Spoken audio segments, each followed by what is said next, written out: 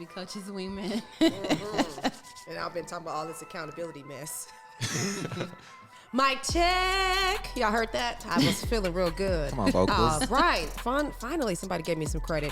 It's your captain, Mind Control Monday. To the right of me today, I got... Caleb Rashad, what's going on? Pretend you don't send this one. I'm going to hop over to the left of me. I got... It's your girl, Nisha Mishley. And let's go ahead and introduce who we got, Nisha. We got Miles Woods with us today. He is a special guest. We have a unique topic today. We definitely have a unique topic today. So we were doing some background work on the show. How long we've been at this, y'all? Since like August? Since August. Since end of August or early August rather. 2023. So you know, we were deep diving in the analytics one night in the lab doing some editing work, and we discovered that we have a mostly male audience. Our audience members are mostly males from the ages of 18 to 44. It pays to have young people on your team.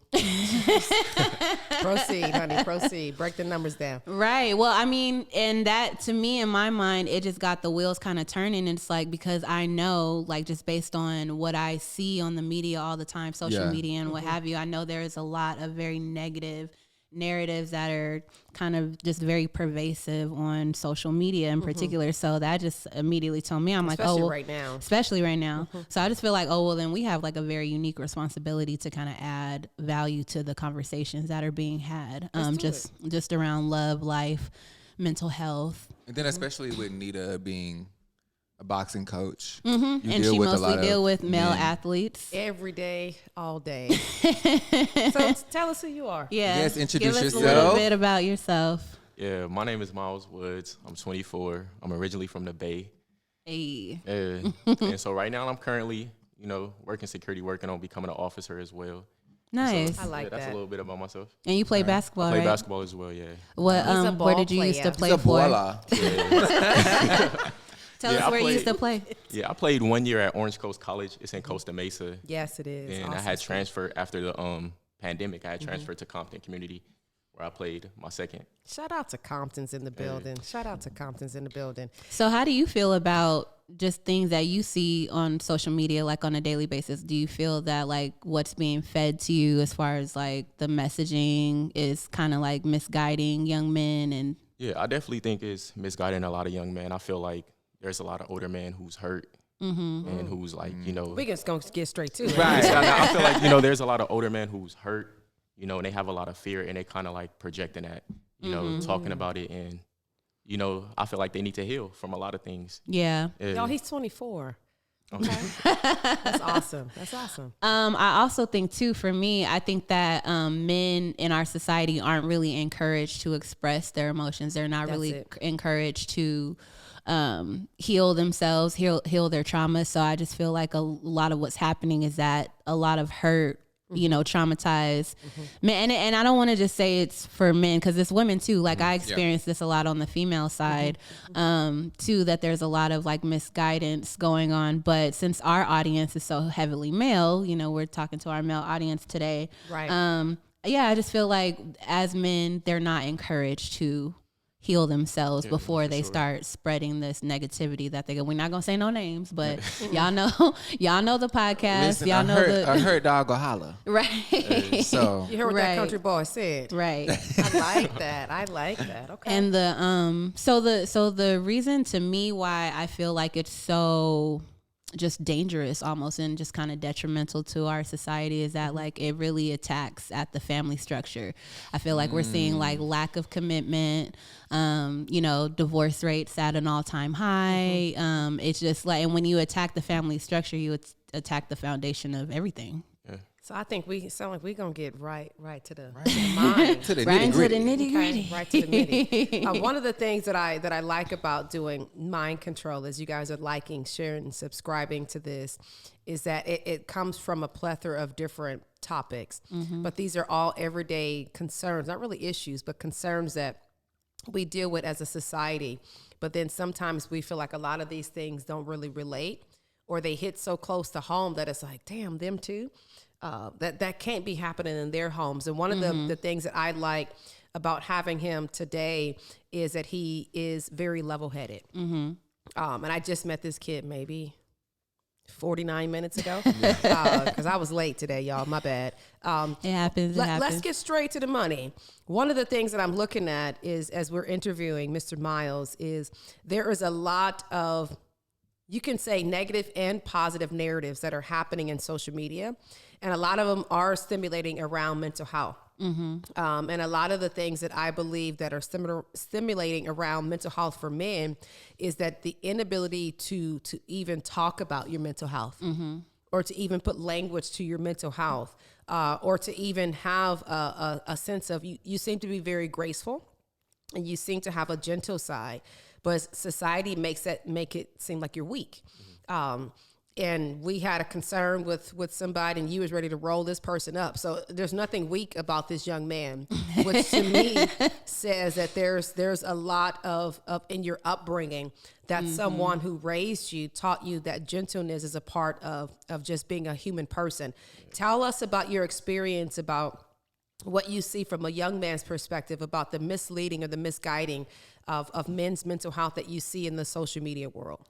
Yes. Now, the misguided information I see on the internet is a lot of, you can't express yourself, hold in what you're dealing with, don't tell nobody and just, deal with it. And for me, I feel like that's negative because you're by yourself. I feel like everybody needs a confidant. Everybody needs somebody they can go to and express their emotions. And nowadays, people are kind of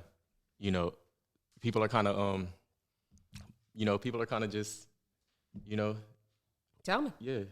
Well, what are people like? What are they like? Yeah, people social media is just, it's for a man to express himself, it's kind of like frowned upon. It really is. It's kind of like frowned upon. It's discouraged. Yeah, I think or is that, it looked at as attention seeking? Yeah. I feel like there's a lot of, I'll see posts maybe like with men, expressing their emotions, maybe getting a little more emotional. And even women will be in the comments just saying like, men shouldn't be crying, whining, that kind of thing. So I do feel like I see like a lot of that. What do you feel about your upbringing, Miles? Like, what do you feel has really like helped you? Like, what do you feel like has contributed to like your sound mind, your level headedness? Yeah, growing up, I'm originally from the Bay. So I grew up in the Bay with my mom and my older sister. So, my mom kind of raised me and, she did the best that she could, but I was, young, running the streets, doing dumb stuff. So, what was you doing, Miles? I was, I started. Like in the tag. What running the streets running means. the streets. Like I was a bad baby kid. We stayed in the projects. Not a bad kid. Shout out to the PJs. Yes. Yeah. Then, my mom sent me to go stay with my dad, and they kind of like. How was that transition? It was tough, because I became the oldest. I was the youngest, and so now I had a full plate of responsibility. And so. It was hard. Like I had to adjust, but I'm definitely grateful because my experiences and how they raised me. They raised me to be a young man. I had a father figure in my life, and which is really rare culturally. Yeah. I hate to say it, but that's really rare. So important to have a father figure. Unfortunately, I feel like that's a part of it. Like a lot of young men and women don't really get a positive male figure in their lives to kind of like rear them in the ways of, adulthood and just, being a functioning human being, a healthy, sometimes as a functioning clinician, human you'll being. see if I'm doing like family therapy, right, and the partners have parted ways, there's so much animosity that happens within the relationship of the parents that it's being projected onto the child. And so you don't really know what role to play. Do you be dominant? Do you become weak? What do you do? What was, if I may ask, I'm sorry if I'm prying, I'm not sorry. What was the connection between your parents? Were they able to co-parent you as a team? As a team, no. My mother and my father, they didn't get along. And so growing up, my mom, she was telling me, all the negative things, about my dad. And it wasn't until I moved. Yeah, and it wasn't until I moved with my pops to see, another side. And for me, I feel like there's two sides to a story. But, they did the best they could, but, the co-parenting wasn't really, too great. I always tell people parenting never comes with a manual. Yeah. It doesn't come with a manual and say, okay, when we part ways, this is how we're going to co-parent. It's just, I think it's literally a trick in the hat to see, okay, what can I try? But did you think that you had a voice in both households where you could be able to say, this is what I like, or this is what I don't like? Or were you forced to have to be child reared a certain way? Yeah, staying with my dad, my stepmom, it was kind of like that, where I didn't have a voice. You know, I was told, like, you know, they was Christians, they was kind of strict. And so, like, I didn't have a voice. I couldn't, you know, voice my opinion. Like, if I didn't agree with a certain topic or I didn't agree with a certain move, I couldn't really, you know, voice my opinion.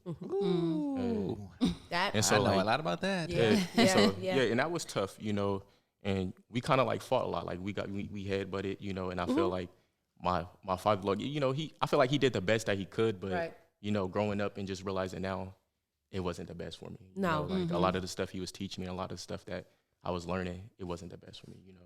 Yeah. And I think the things that they didn't teach you, that's what, to me, made you be a creative, dope person, because you had to go out and really learn it for yourself. Yeah, a lot of people, Yeah. I mean, I don't feel like your upbringing necessarily has to define like who you, I know it plays a huge, It's just a starter kit. yeah, and it plays a huge part. But when it comes to being a grown person, being an adult, it really comes down to you making the decision to do better when you know better. Also, I think that Miles has like a lot of like sound mindedness, I guess I'll say, around just relationships and like the dynamics between like men and women, because we see a lot of like misogyny and a lot of patriarchy in these narratives that we hear, and just like a lot of damning things on both the male and female sides as far as like the expectations of relationships and stuff like that. So what do you feel, what were some of the things that you saw growing up that you feel probably like attributed to like your mentality around relationships and things like that? Yeah, majority of my uncles, you know, I grew up in a family where everybody was married. And so, Wow. yeah, and That's culturally, that's unheard of. That's rare. Yeah. and so, like, we was raised, like, my grandma and my grandparents, like, they raised us to be, you know, husbands and wife. Shout So, you know, out to Big Mom and Big Dad. Shout out to them. yeah, so, like, my upbringing, that's where, you know, that was, like, you know, our view. Like, that was my view. Like, okay, like, I see my parents, I see, you know, my uncles and aunts, you know, they're Right. all married. So, Yeah. you know, a lot of my information or my knowledge that I have now on relationships come from them, you know. But my question is, did you take heed, as my Big Mama would say? Did I take heed? To be honest, I didn't. Well, at least know. you didn't lie. Thank you. Yeah, I'm like, I this mean- motherfucker too perfect. I love it. Yeah, nah, you know, growing up, I want to say 19, that's when I kind of like strayed away from a lot of the stuff they was teaching us, you know, because I lost my virginity kind of late, you know, at 19, and Good job. I'm dead. No, I lost my virginity young, you know, at 19, and I was kind of like, you know, Charlie. Charlie, anybody got time for that? You hear Miles is talking. Yeah. Proceed. yeah, I had lost my virginity at 19. You know, I was a young Christian man trying to, you know, follow the way. And, you know, I didn't, for as like, I want to say like into my college years, when I started to go to college, that's when I kind of like really like straight away. I started to, you know, do my own thing and, you know, just do my own thing and Do explore. you have kids? I don't have kids. Then apparently you did something Yeah. right. Well, I mean, what do you feel like was the turnaround for you? Like, when do you feel like you were kind of like, okay, like, you know, this ain't the way? Because, you know, ultimately I want to be married. You know, I want to have a family. You know, I want to be a husband. You know, and I want to be a father. And so, like, That's dope. that's something like marriage is something I value. Ain't you know, God family. good? But at the same time, that's good. really dope because the social media for you guys makes that look lame. Yeah. Yeah. No, Makes for that sure. look like an episode we did before about the bro code. Hey, let's go outside. We Or outside. it make you look we like outside. you a simp or That's the word. like Yeah, you're Yeah. like a simp, but there's something in you that says, I want to have a union. I want to have a family. And I'm looking to procreate for the betterment of my family, for the Miles family. Yeah. One of the things that I think is really courageous about you is that you don't sound like you've taken sides. And I think sometimes those of you who are watching, as you're liking, subscribing, and sharing this, sometimes we are torn between our parents that really have to pick sides, especially if the relationship ends in combat. And like you said, if there is a lot of discord, if there is a lot of fighting, sometimes you feel obligated to be the mediator. Yeah. You feel obligated to be the referee.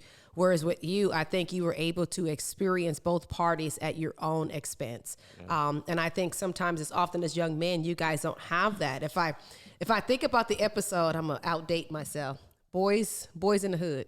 Remember when he had to go live with his daddy? Yeah. Right. And it was tough love, but it was good love, but it was still, I love the fact that you said your dad had a partner, which was your stepmom. Yeah. Because oftentimes that's shunned upon because you don't want nobody else raising your kid. You don't want another woman around your kid.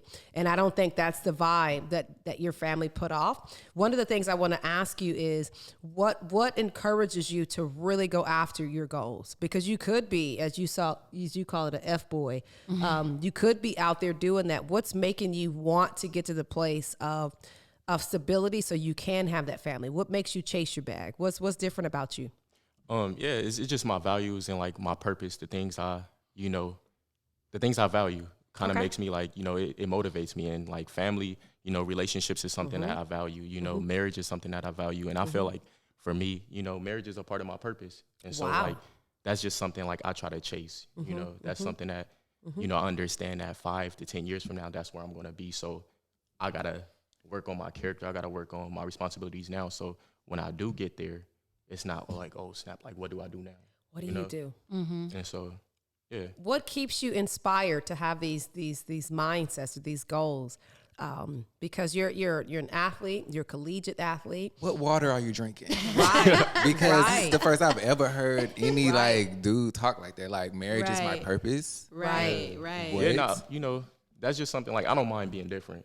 I don't mind being different. I'll say, That's what's up. even like my friends group, the people I surround myself with, Right. The they're people- all in yeah. relationships. Like I don't surround myself with people. That's your circle. Like That's I your don't circle. surround myself with like fuckboys. Y'all should say, you feel me? Yeah. Because like I'm the type like I'm gonna hold my homie accountable. Like if I see you doing something like, oh, come on now, like you gotta. That should be part a of girl bro at the- code. Hey, like you got somebody at the crib that love you, and that's just loyalty. Like if I feel like if you would do somebody dirty that loves you, you would cross me. And you know what's Yeah. so crazy is that we're hearing this from a 24-year-old, but there are some of us in our 40s and our 50s and our Right. 60s Still that haven't come even- across good women, and we still try to go out there and zip up and do stupid stuff. That was a free one. And do stupid stuff, and we realize that there are good women out there. And it doesn't mean that you're selling yourself short if you're watching this. It just means where you see yourself and how you set the foundation. And this is coming from a young man that didn't have a homeostasis that stayed together. Right. There was a break in the relationship, but that didn't mean that even though they didn't have the set rules, Mr. Miles, of co-parenting, they still had some form of integrity and morality or ethics within themselves to make sure that they raised you appropriately. And I think sometimes if you guys are watching this from a therapeutic perspective, it's imperative that we maintain our co-partnerships, not even co-parenting, because if we don't, that's projected off into the kids that Yeah, we create. it is, yeah. And I think a lot of times broken homes create fuck boys, create fuck girls, because that's all that they've been taught. And Right. then Two snaps for that real quick. 2 snaps for sure. Yeah. And I think from a mental health perspective, obviously like the broken homes aspects, that plays a big part in that, in your mental, in your perspective, your mindset.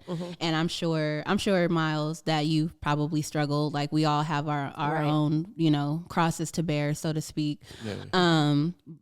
Even in your struggle, what do you feel like has kept you like in sound mind as far as like your mental, like what do you do from a mental health perspective to kind of like process your emotions, protect your mind? Right now, I'm still, learning and growing I like on that. how to like, handle my mental health, because like it's a slippery slope. Sometimes it's up, sometimes Oh, it's yeah. down. And Yeah. growing up, I never had like somebody to teach me like, okay, Miles, this is your emotions, this is what you're dealing with. Process it, feel it.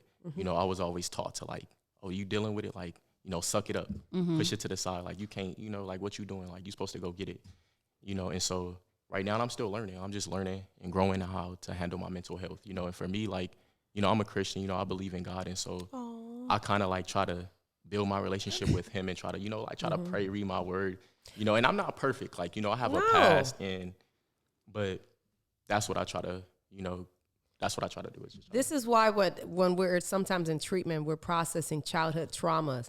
I never really allow people to wear that as a tattoo, because childhood traumas are childhood traumas, but there are a lot of circumstances and a lot of situations that will help you process that, but you have to be willing to process and deal with yesterday. And it sounds like for me, you went out on the whim and just said, I'm going to go and try to learn this for myself. Yeah. I didn't really have this example. And just because we've come from broken homes doesn't mean we have to be fucked up broken people. Yeah. Because I think sometimes when you come from a broken home, you realize what that pain feels like. So why would I want to place that on to other Somebody people? else. Yeah, 100%. you either repeat the cycle or you just decide to do better. So some of my seasoned saints, some of my seasoned saint males who are watching, Caleb, give me something that you look at some of the older men, not really in the dating world, but just that you see that are sometimes cover-ups as to why they can't get theirs together, or Some of the excuses. some that of the you hear. excuses. And older, some of the excuses. I say like 35 and up. Yeah. I know 30s I'm and pushing up. because you're not even there yet. But like, what do you see? Yeah. What do you like see? in the narratives? What are you hearing a lot? Yo, he's like 10, so I get it. I get it. I mean, I don't need to go to therapy.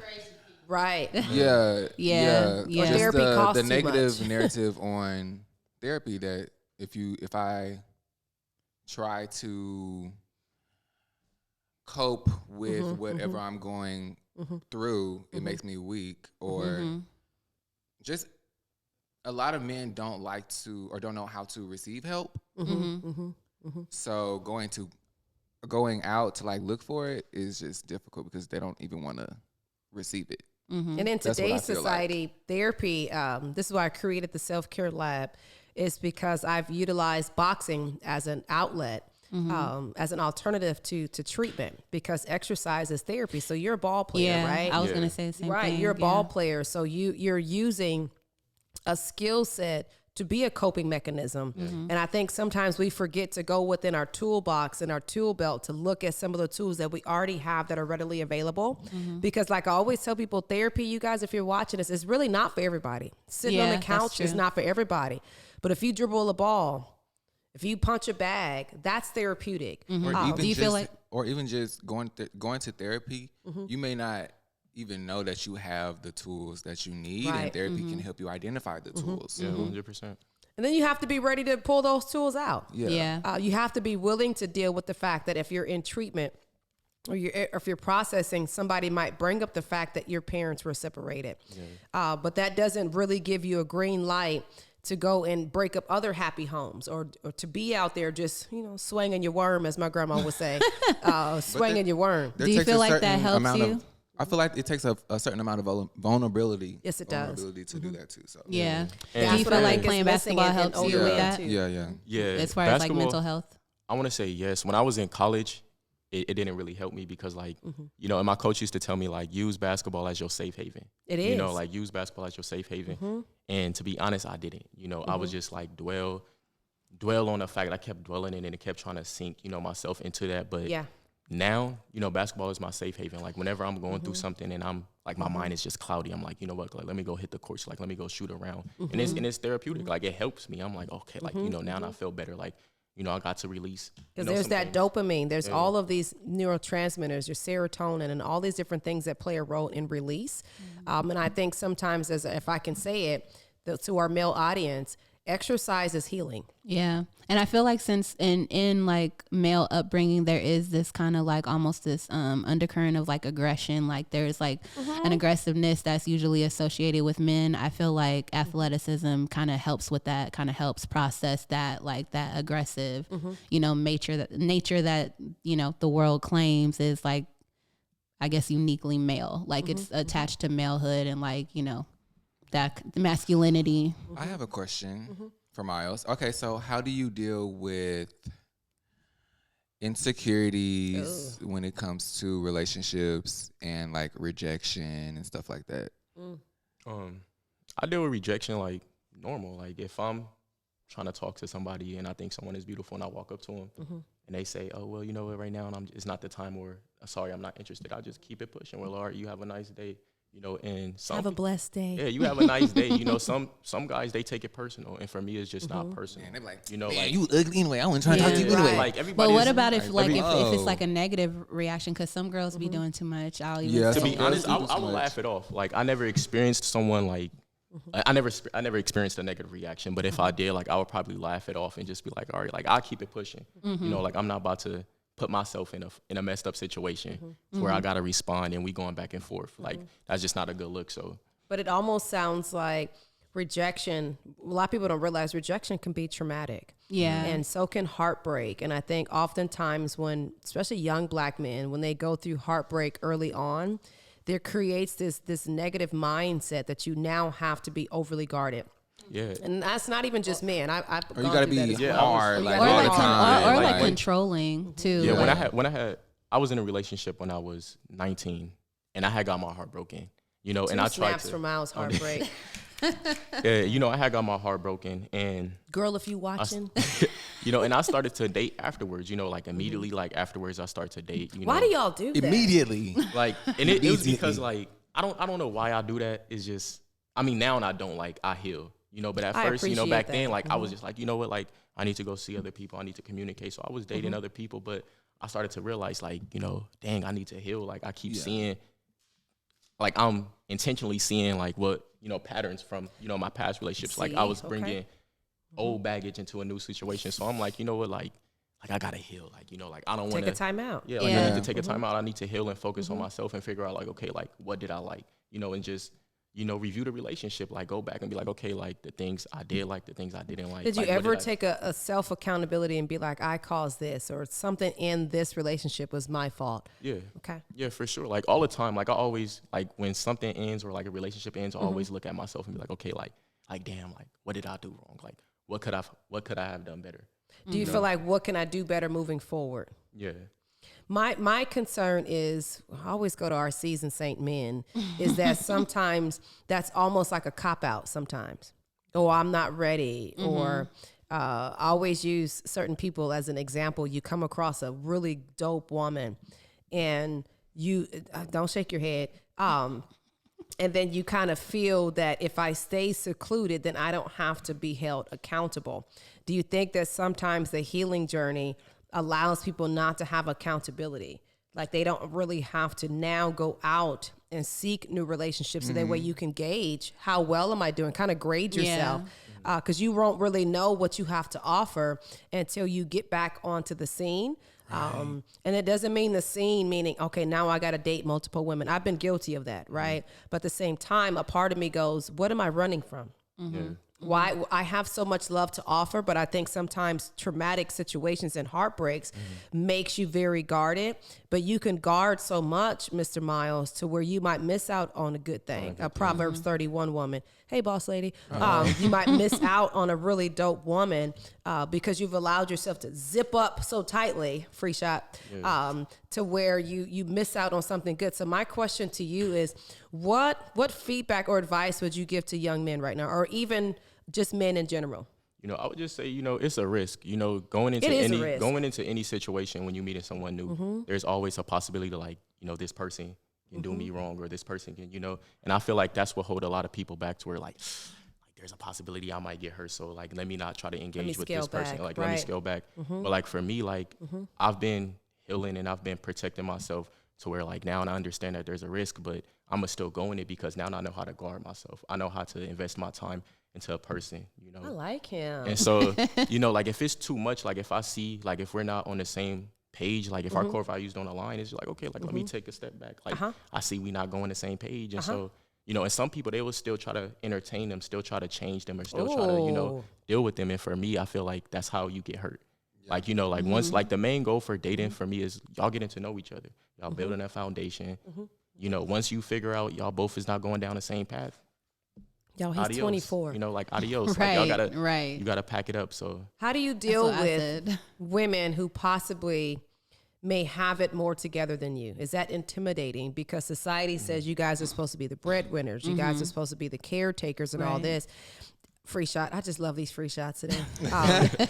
How do you speak to men who might be intimidated by successful women?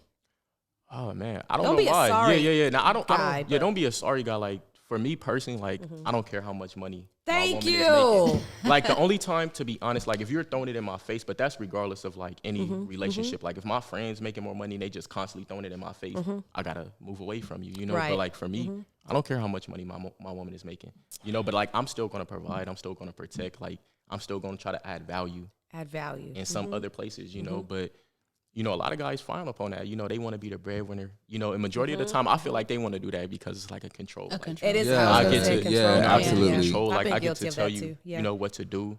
You know, you can't do that. Like I'm paying. So it's like I feel like a lot of guys want that power. Yeah, but for me, it don't matter. You know, if she's making more money than me, I'm still gonna provide and protect. I'm still gonna try to. I'm gonna play my role. I'm still gonna be a husband. You feel me? I'm still gonna be a boyfriend. So There's some Two it's snaps again. We still I'm some out of good men snap. out here. Right. There's some good men out here. Savannah, There's that's hope, a good ladies. That's a good There's man, hope. Savannah.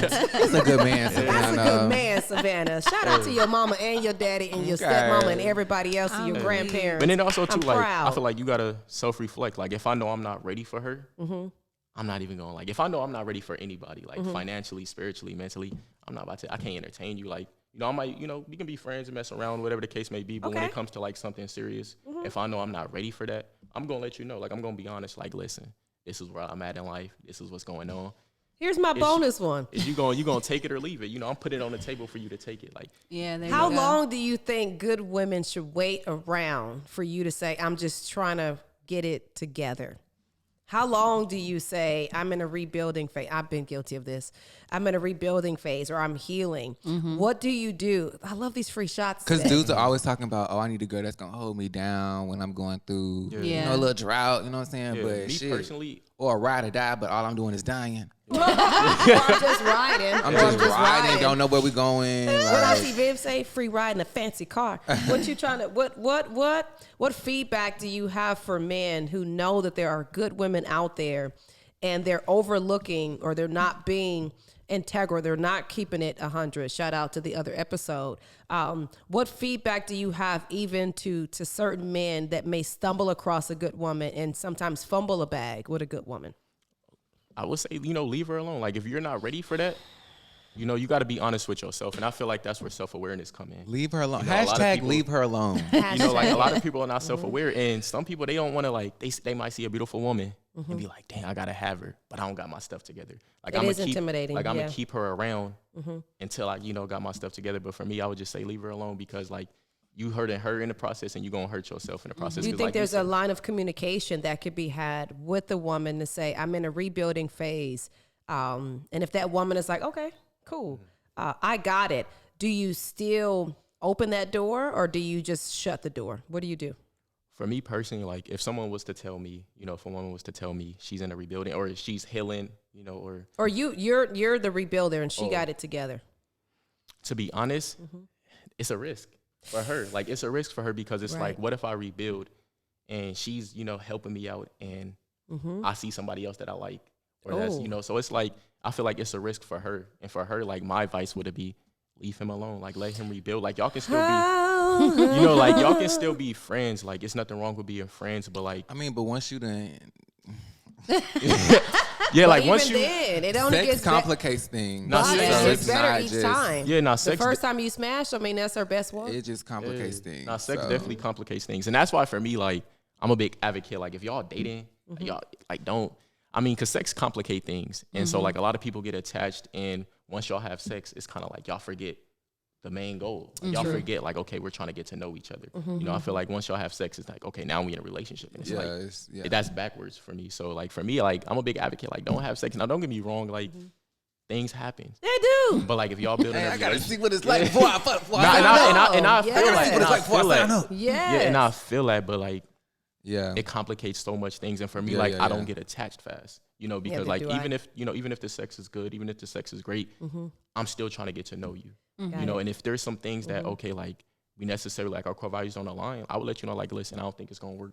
Right. And so for them, that's kind of like we had sex, like I gave my body up to you, Mm. you know. So like that's why I kind of advocate like don't do it. Like if So y'all what dating, last one I'll ask you is what feedback do you have for the seasonal men who like to pop up in the inboxes with the hey, how you doing? Hey, Yeah, especially seasonal. too like ones Hey, that are big like they're wanting to date girls essentially, like they're wanting to date I can't even say women, they're women today, like so much younger to where they feel like they can have like an upper hand. They say it's because like, you know, these women, quote unquote, are more agreeable, more docile, more this, more that, you know what I mean? But we all know that that's like ultimately it's a grooming situation. It's more so for like control. It's definitely a grooming and controlling situation. I feel like if you're in your 30s and you're dating like a woman who's like 19, 20. You're trying to, like, that's nasty. To me, creepy. I feel like, because there's some beautiful older jail women. time. You know, there's a lot of older women who are beautiful. And so yes, for me, it's are.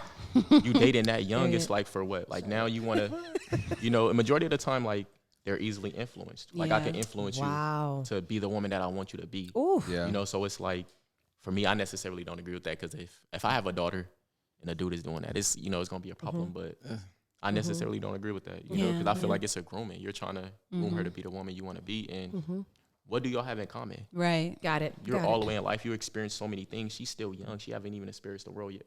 So, like, what do you guys have in common? Like, you know, and don't get me wrong. There's some women who are young, who mature, who have their, you know, their head on their shoulder, but it's rare to find that. What about now? There's probably some people watching this and you're looking at Miles here and you're like, hey, and you know you a seasoned saint woman. How do you kind of balance, because you're like right at the cusp, you're like 24, going on 25, so you could date soon. like 30, you could date 35, you could date 20. What is it that you find that you like? Is it the maturity of the person? Is it life experience?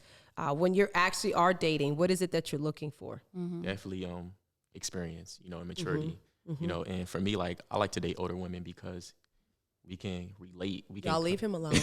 Now we can communicate. Like, you know, I love conversation. Yeah. You know, and I feel like we can relate on a lot of topics. And for me, like, I don't like confusion. You know, and a lot of older women know what they want. They're gonna be upfront, like, okay, like, this is what I want. This is the direction I'm heading into. Like, what do you want? And for me, I like that. Like, I don't like the confusion. I don't like to just go with the flow. You know, and so a lot of women my age or a little bit younger, it's kind of, they still trying to figure out life. You know, they're a little, you know, confused on what they really want. So for me, my preference is older women. I love to date older women because it's more maturity. Like them cougars. More mature, you know, maturity and experience. Oh, wow. That was very refreshing to hear from a black young male. Like, yes. Right. I'm just kind of like, oh, wow.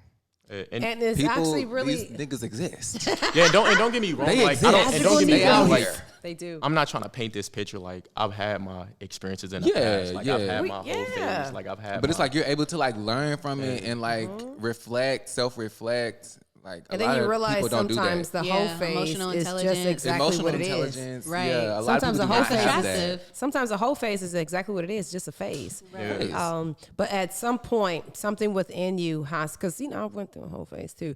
But sometimes we all been there. Yeah. But sometimes you make excuses based off of heartbreak, based off of life, or you kind of feel like I need more, and that's a gluttony spirit, you know, and I think that's a very greedy spirit. So those of you who are liking, subscribing, and sharing this, or even commenting, give us feedback on what it's like to even date older.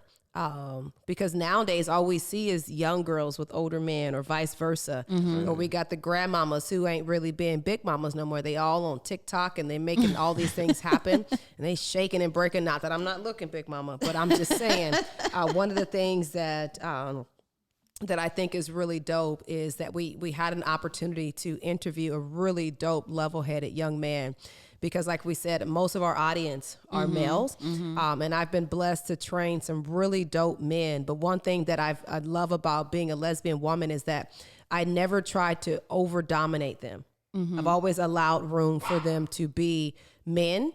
And so if you guys are watching this, it doesn't really have to be a dating thing. Connect yourself to male friends that are exactly just that, to where those boundaries are not crossed. Again, we're processing and making sure we tap into the men today. But in order to do that, we had to bring a man on board. Right. So this is Mr. Miles Woods, honey. Y'all give 2 snaps for Miles. Hey. Don't forget to like, to subscribe, to share, to even process this with some of your male tell friends and be like, it's okay to go through a season of being a fuckboy, and that's not the season forever. It should be just that. I mean, keep yourself connected to like-minded friends. I am your captain, Coach Nita. To the right of me, I got... You got Caleb Rashad. Today's middle person, I got... Miles Woods. And to the left of me, I got... Nisha Michelet. Y'all, we Mind Control Monday. We'll see you. Hey.